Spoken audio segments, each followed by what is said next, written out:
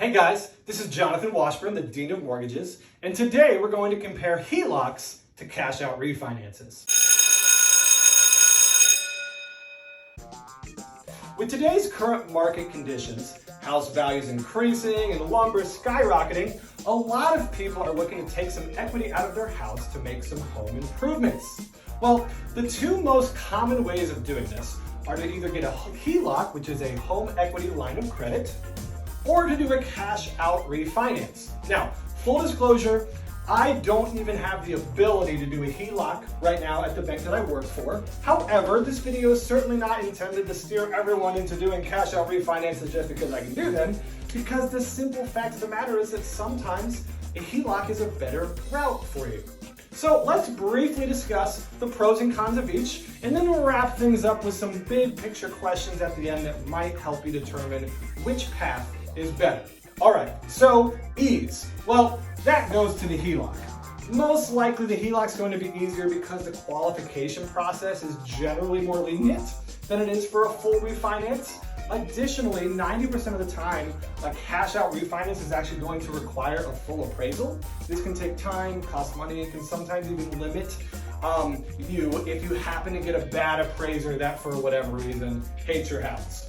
All right, amount. This also goes to the HELOC. Generally, you're allowed to take out a little bit more equity on a HELOC than you could for most cash out refinances.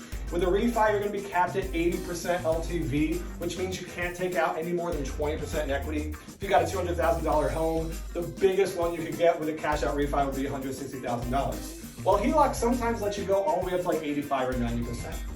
Long-term savings. If you're gonna be in the house for at least 3 to 5 years, the cash out refi is almost always the way to go. Why? Well, because the interest rate on a mortgage is considerably lower than it is on a HELOC. If your rate on your mortgage is in the 2s and 3s, your rate on the HELOC portion that you're borrowing might be up in the 6s and 7s. Now, you would only pay that higher rate on the amount that you borrowed, but still in the long run, the long-term refi is going to be a little bit more cost-effective for you. Fees. This actually goes back to the HELOC. Right? Usually HELOCs are going to be cheaper. You don't have to pay for an appraisal very often. Application fees are typically lower than the origination fees that come along with refinances. Flexibility, this is kind of a wash. You know, up front, the HELOC might come with a little fewer strings than a refinance does. However, a lot of times your HELOC is going to be an adjustable rate interest rate. So you could lose some flexibility down the road if those payments increase. Safety, I think this is an important one that a lot of people don't really consider. Generally, the cash out refi is going to be a little bit safer because it's not as cheap and easy to do, right? That cheap and easy feeling is nice on a HELOC. However, if you do a refinance, you're going to be capped at 80% LTV. They're going to force you to keep a little bit more equity in your house than you maybe want to. Additionally, you're going to do an appraisal a lot of times. That appraisal is valuable. It's great to know exactly how much your house is going to be worth, especially if the market is kind of as volatile as it is right now.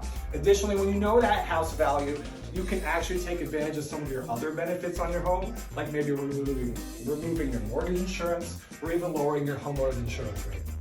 So, which option is best? Well, that answer won't be the same for everyone, but here are 3 questions to ask. Number 1, how long do I plan on living here? If that answer is anything longer than 3 to 5 years, cash out refi is going to be a good option for you. All right, it's going to save you more money in the long run. However, if you're looking to make some home improvements, maybe get out of this next year, sell next summer so you can buy something else, HELOC is going to be a great option for you, okay? Number 2, am I an organized person? Well, if the answer is yes, then you may not mind adding a HELOC. You see, because you're going to have a mortgage payment and a HELOC payment. That HELOC payment might change every single month. I've talked to so many people that are like, John, I know the HELOC makes sense, but I'm a simple person. I just want one mortgage payment every month. It's always the same amount. So if you're that second person that doesn't like all sorts of chaos in your life, maybe go for the refi. If you don't mind that little extra level of organization that you're gonna have, HELOC's great. Number 3, lastly, is your current loan awesome? Well, if you refinanced last year when the rates bottomed out, even the higher rate on a HELOC might be cheaper for you to add with that nice low rate that you already have.